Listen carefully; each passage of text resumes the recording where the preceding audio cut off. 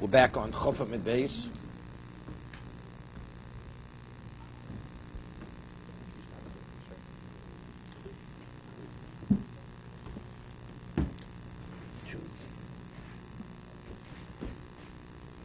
Seven lines into the wide lines.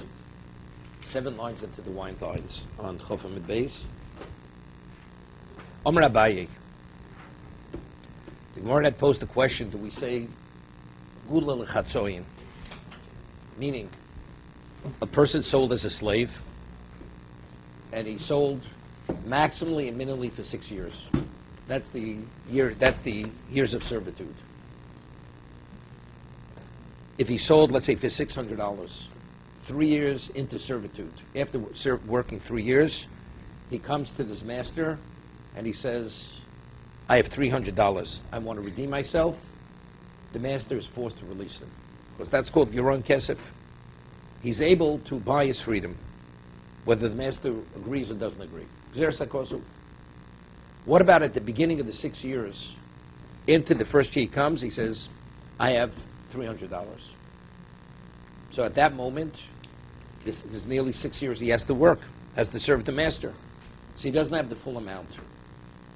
Do we value that payment, partial payment, as it actually lessens the years of servitude going forward?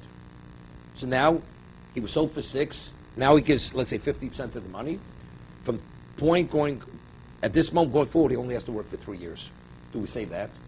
If it's considered a valid gu'ula, it's considered a redemption, he only has 3 years, because he redeemed 3 years of his 6 years.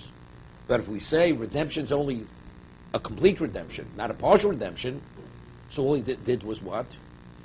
The man owes him the money. As the Gemara is going to say in a moment, he's no less than a shomer. It's like you give a shomer a pikadon, or you give a creditor collateral. He's holding collateral. That's all it is. But it has no effect whatsoever on the years of servitude. He's fully bound for 6 years.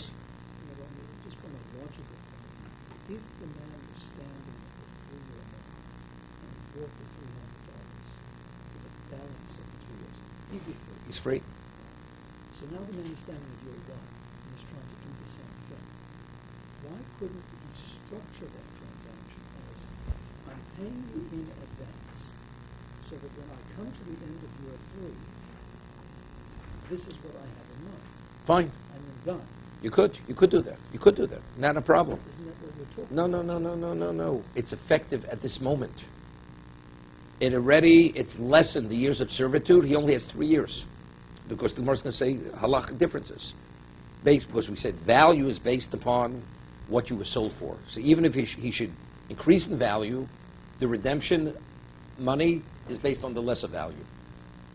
So if, in fact, the Gemara is going to say he was sold for a higher value, then he was devalued, then he went up in value. And when at the lesser value, he paid. Okay?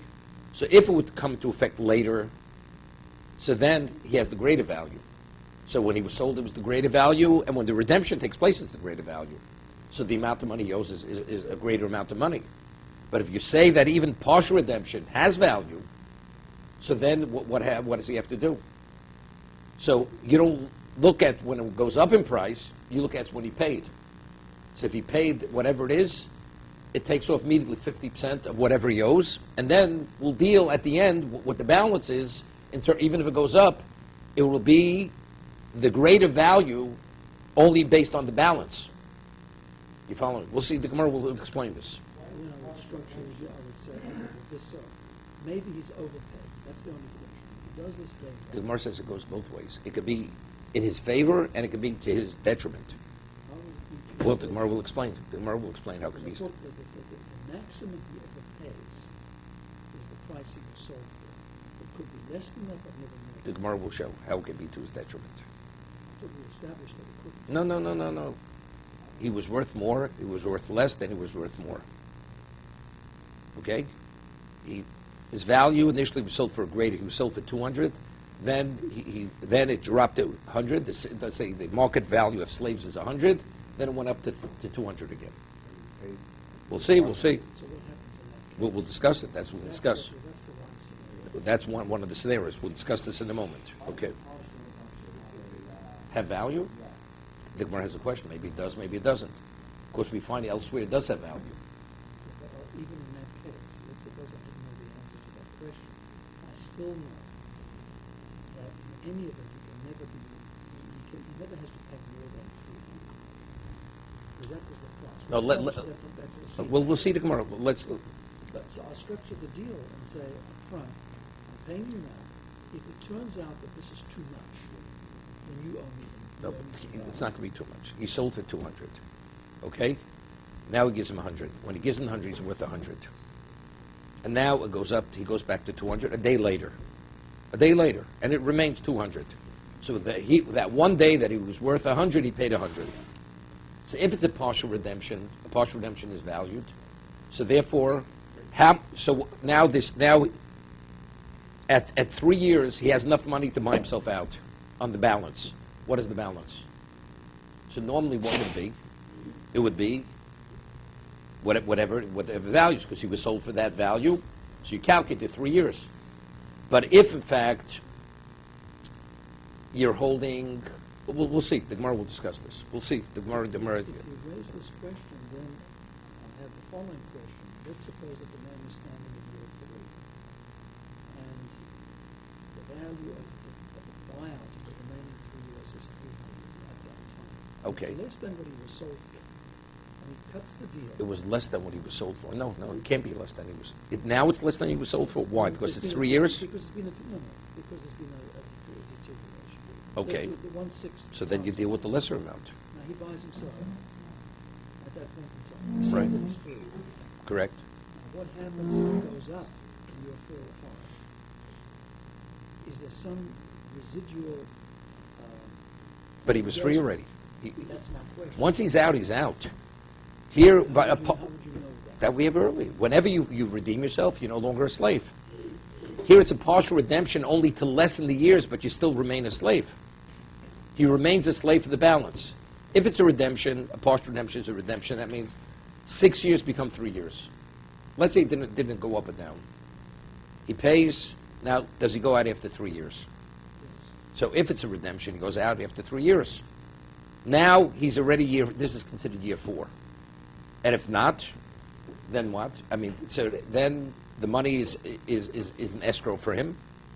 Is an escrow for him. Or let's say the man says, take it back. I don't want to be responsible for your money. Then afterwards he loses the money. The money's lost. So he stays the full years. Because the original money that he had given wasn't a redemption. That's easy. Okay, we'll see. We'll see in a moment. So what's the question? So Abayi says, if you'll say that a partial redemption is a redemption, it could turn out to be in the interest of the slave, where he benefits, or it could be to his detriment. It's going to cost him more. For instance, Lukula. What would the case be, Lukula, where it's more lenient for him? Zavni b'meyor. He was purchased, which Gemara is going to clarify this. Doesn't mean this exactly. He was sold for 100. Yovle Chamshin. Palgid the Demeg. He paid 50, which is 50% of 100. Right? That's what happened. Va'ashbach. And then he increased in value. V'kom al mosom. And now he's worth 200.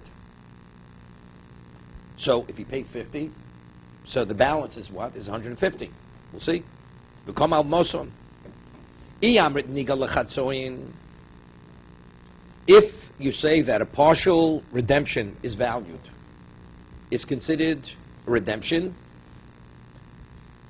So now, when he's at this point, how much does he have to pay for the balance? Right? He paid 50 when he was worth 100. Right? He was sold for 200. Well, right now we're saying he was sold for 100. The Gemara can clarify this. So he pays only 100. He goes out when he pays the 100. Right? So how much did he pay? The 50 that he paid initially, because the Gemara is going to say in a moment, he was sold for 200. The Gemara is going to say he was sold for 200. He dropped to 100. He paid 50. Right? So when he paid 50 when he was worth 100, that means how many years does he have to go? Half. So now he goes back up to 100. How much does he have to pay the master? No. Now he's back. No. Now he pays only 100. Because it's 50% of the years have been paid off already. Originally, it was 200, and then he dropped 200, he paid 50. So when he paid that 50, how much time was paid off? 3 years were paid off. So he has a balance with the master for 100. 100 of the original 200. So now he has the 200. He has 100. Pays 100, he's out. But let's say the original 50 wasn't a redemption. And he goes back up. He owes 150. Not 100. Because here he has full years he has to pay off. So if he paid 50 towards the 200, so he owes another 150.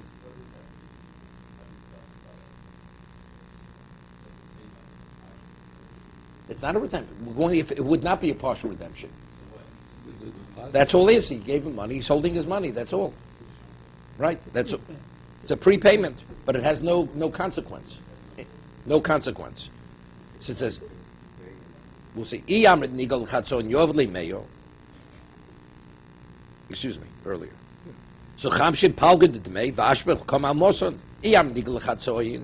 if you say the original 50 that he gave him was a partial redemption, he pays 100 and he's out. He goes out free. But if you can say the original payment, you cannot do a partial redemption. So now he has to pay 150. Because he has to pay the full 200. So the 50, he has to pay an additional 150. So Mara asks a question. According to the scenario he presented it, initially he was worth 100, went to 200. Why should he have to pay more than 100 maximum? He said earlier that even if he should increase in value, the Jewish slave, he always has the upper hand, and so is the lesser amount. So maximally, he should only have to pay what? Maximally 100. So why should he have to pay the higher amount? Right, which is difficult. So Mara says, no, that's not exactly the case. It's going to clarify the case. Going to Okir. No, originally, his value was greater value, 200, the Zol. And then he was devalued, but Okir. And then he went back up. So he was 200, went down to 100, and went back up to 100, to 200. Okay? So what is that case? So now, if you say that a partial redemption is redemption, it's a leniency for the slave. Correct? Because if it has value, see, only the balance is 100. But if it has no value, then the balance is 150. So there, a gula lechatzoyin, a partial redemption, is in the favor of the Jewish slave. Okay, you have it, Steve? You have your calculator with you? Okay. Not shtar, what kind of shtar? Which agreement? Which agreement? Let's say he sold himself into slavery. Sold him into slavery. And the master says, I'll give you $200.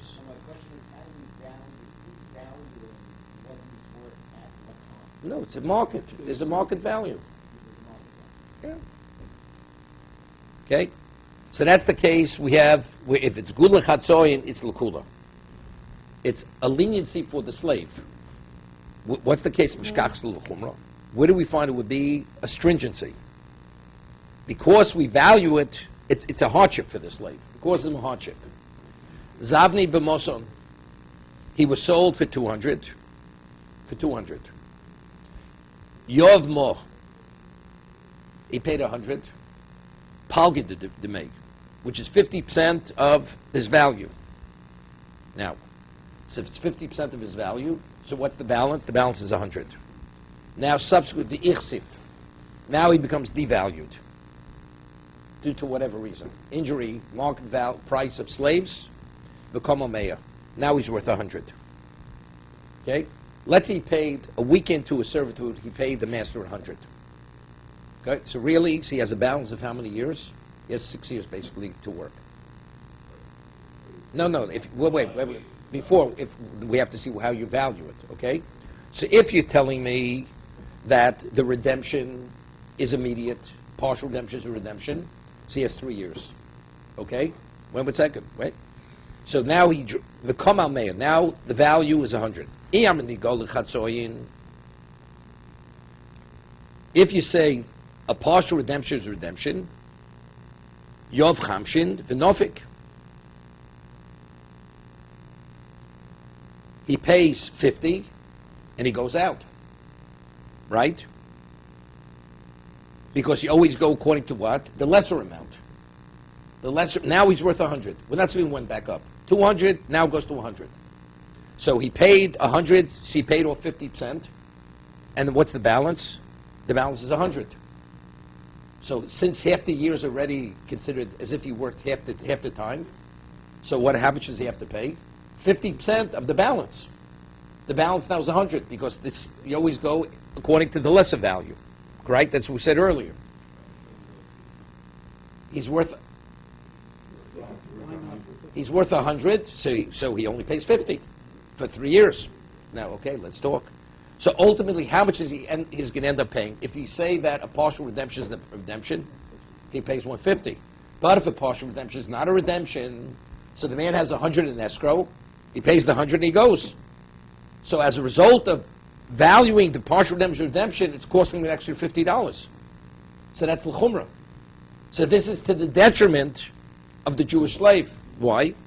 But if I'll say when he paid the 100 was not a valid redemption.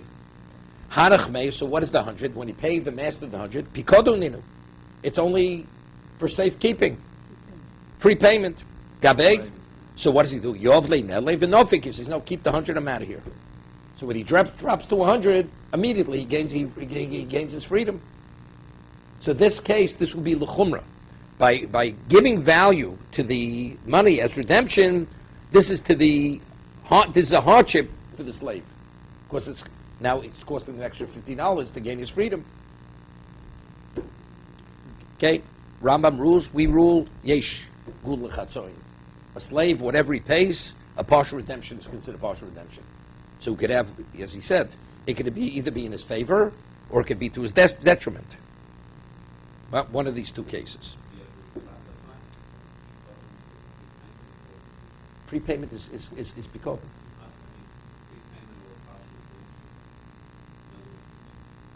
It's what he. Look, if the slave says,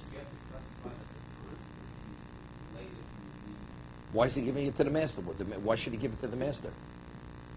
Right. So it depends. If it's prepayment, so that's one way. If it's a redemption, so it has immediate consequence.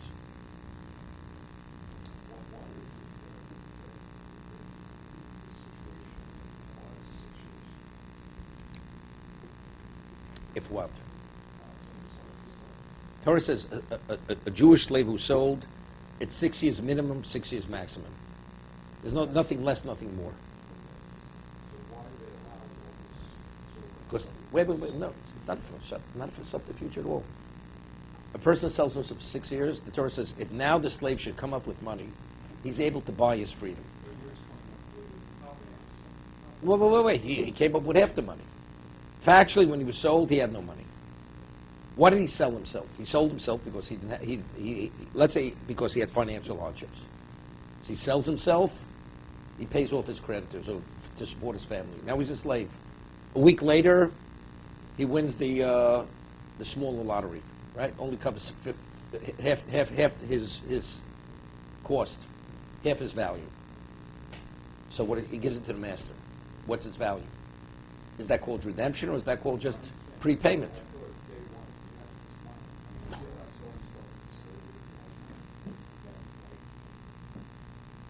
Why should he? I'm Torah said two scenarios. Either he steals, and he doesn't have the means to pay, or that's it, or for financial hardship.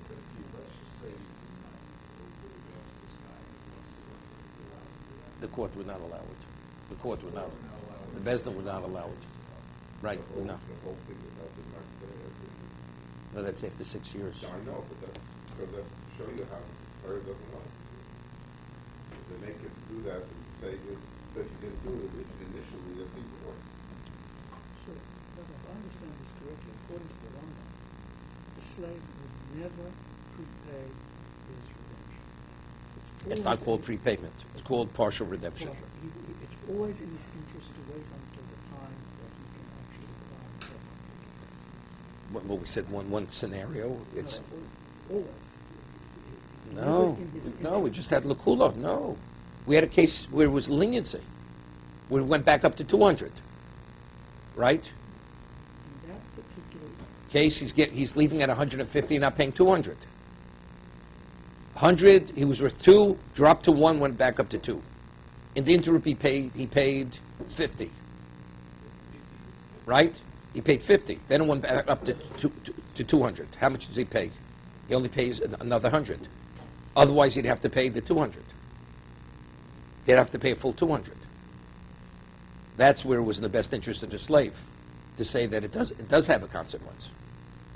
That was the first case. Goes both ways. Goes both ways. So he might get hurt by 3 pounds. Correct. May benefit. Okay. Rav Huna bar Chinna Rav Sheshes. Rav Huna bar Chinna posed a question to Rav Sheshes. Now, it's interesting.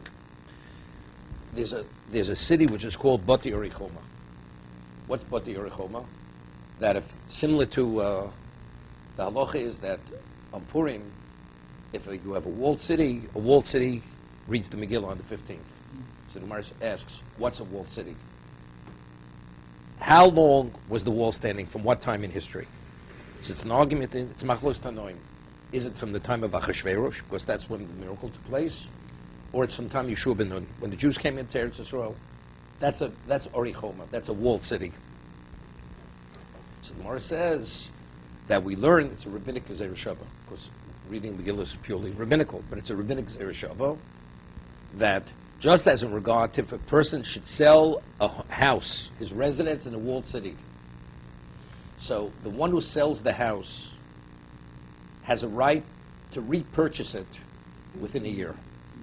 Whether the buyer wants to sell it back or not, he has a right to regain ownership if he pays what he paid for it, what he sold it for. If he doesn't redeem it within a year in the walled city, after the year passes, when Yovel comes, that house will not return to its original owner. Although all other properties return to the original owner when Yovel comes, but in regard to the house in the Bati Orichoma, house in the walled city, if he doesn't redeem it within a year from the buyer, it's gone forever. So time's of the essence in terms of the seller. It's either within a year or otherwise he's lost it forever. Now the question is, what about if he'd want to borrow money and make a partial payment? And the Torah says he could have. It's referred to Geula. He could redeem the house within a year. So we have the same. What about a partial redemption? Could he do a partial redemption or not? Why not? Maybe yes. We just said by a slave, Geula. What does Geula mean? Geula, the term Torah uses is Geulaso, his redemption. How does he structure it? Does he say, He'll become a partner. I'm paying for it now, half down now, and half to come? No. Man says, Pushing 50%. whatever amount he gives, it'll be that percentage in the house. I'm becoming a partner. He'd become a partner. As opposed to an outright. What do we say? No, either it's all or nothing. That's the question of the Gemara. Gula means you have to fully redeem it. And if it's a partial redemption, it's not a valid redemption. That's the Gemara's question. Can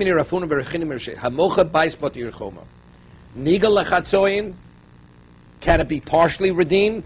Or not? All it is a down payment. So if you have full payment before the year is over, it's considered repurchased. It's considered redeemed. Otherwise, what's the question? Gomer. Now, what's Steachuza?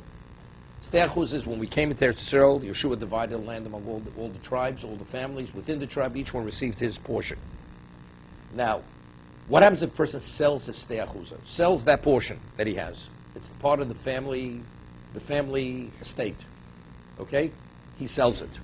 So the Torah says that when you sell that piece of property, the buyer retains it, has a right to keep it for 2 years. As much as the seller, even if he should come up with the money, and he says to the buyer, I want the field back, he has a right to keep it for 2 years, the buyer. The seller cannot force the buyer to relinquish and to transfer the field back to the seller. What happens if 2 years pass? Now the seller has a right to repurchase it, regardless if the buyer agrees or doesn't agree. What happens if he doesn't repurchase it? When Yovel comes, it returns to him. Okay? What happens if it should be consecrated? Let's say the seller consecrates his steachuza. He's magdish it. No, he never sells it initially. He doesn't sell it. He consecrates it. So what does Hegdish do? What do they do with a consecrated field? It has no value. They allow somebody to redeem it, right? The magdish, the consecrator, he has first rights. He has first rights to redeem it. We'll see. We're going to discuss it in a moment.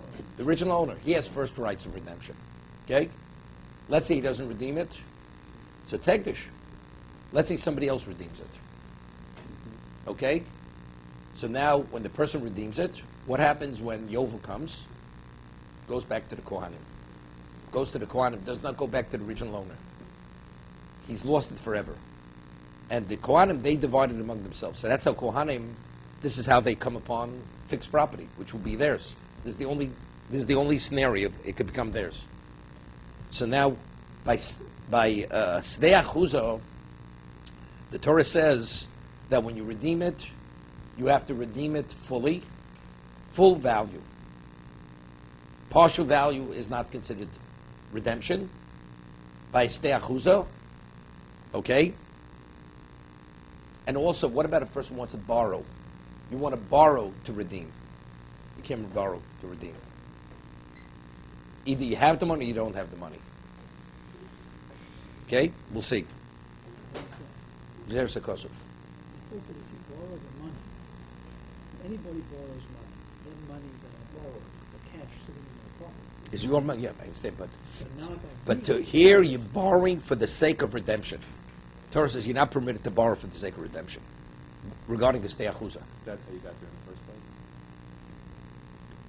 We're going to get a Dorsh time in the crow. it's strange. Why is it strange, Allah? Because we have a principle that if I borrow, Even though it's your money, it doesn't make a it's difference. mine. It's because one second. We'll see in a moment. It's based on Psukim. Torah says you're not able to borrow. We'll see in a moment. Wait. Let's get the case. We're talking about Sdei Achuza, not talking about the house in the walled city. We're talking about two cases. A house in the walled city, a piece of property which is part of the family's estate, like an heirloom. It's part of the family's property. Okay? So what's the question? By Boti Rechoma, if he doesn't redeem it within a year, it's gone forever. He makes a partial redemption. Is it a partial redemption? Not a partial redemption. So what's the question? Do we say Gulosum Sdei Achuza, Gomar? Do I compare? It's not Xerishav. Do I say just as Sdei Achuza, Mas Sdei Achuza, Eino Nigolin Lechatzoim? When you want to repurchase the piece of property that you sold, you cannot make a partial repurchase. Either you redeem it all, or it's all or nothing. Afainami, similarly here, although the Torah says you could redeem the residence in a walled city, Eino Nigol Lechatzoim, it cannot be redeemed, partially redeemed. It's either all or nothing. Odilma no. Hechi de goli, hechi lo goli. In regard to the residents in the walled city, there the Torah says explicitly, you have to give full value. Kedei guloso. It's the full value of the house, of the residence. But in regard to the field, Torah doesn't say that word. It has to be full value. It says guloso. So the way compare gula to gula, just as there, guloso means full, here also means full. Or we say no. What the Torah reveals, it has to be full payment there, but elsewhere, even partial payment is considered partial redemption. No, not linked at all. The word's guloso. Right. The Torah only says guloso. It doesn't say kedei guloso. By the Sdei Achuza, in terms of the property, it says full value. You have to make full payment that it should be a redemption. No.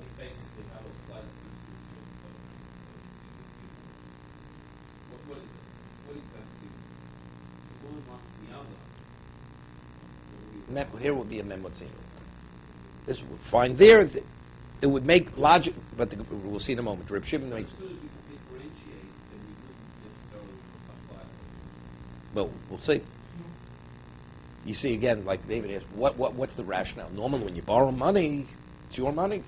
A person borrows money, wants to marry a woman. He can. It's his money. If a woman borrows money, then the lender wants to marry her with that money. He can't marry with that money. Because the moment he gives her the money as a loan, it's her money. Right? But yet here, we'll see in a moment, you're not even permitted to borrow for redemption, although the money's yours.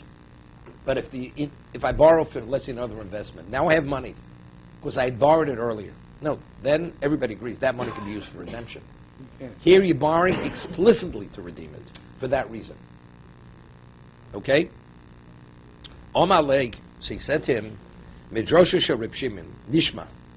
Now Reb Shimon, it is in Bava Metzia, there's a question, if Dorish Time L'Kro, Lo Dorish Time L'Kro. Let's say the Torah states a case, and I'm able to understand, based on my own, the rationale of the Torah, why the Torah says yes, why the Torah says no. I'll give you an example. The Torah says that if you borrow, if a person borrows and he has to give collateral. So this is where it was past due.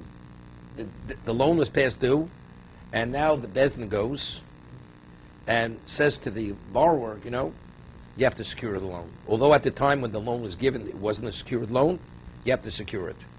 We want you to give him collateral, minimally the equivalent of the loan. And he gives the collateral. So there it says, if it's a night garment, so during the daytime, the lender has the night garment. But when nighttime comes, he has to return the night garment to the person. Okay? You have to return it.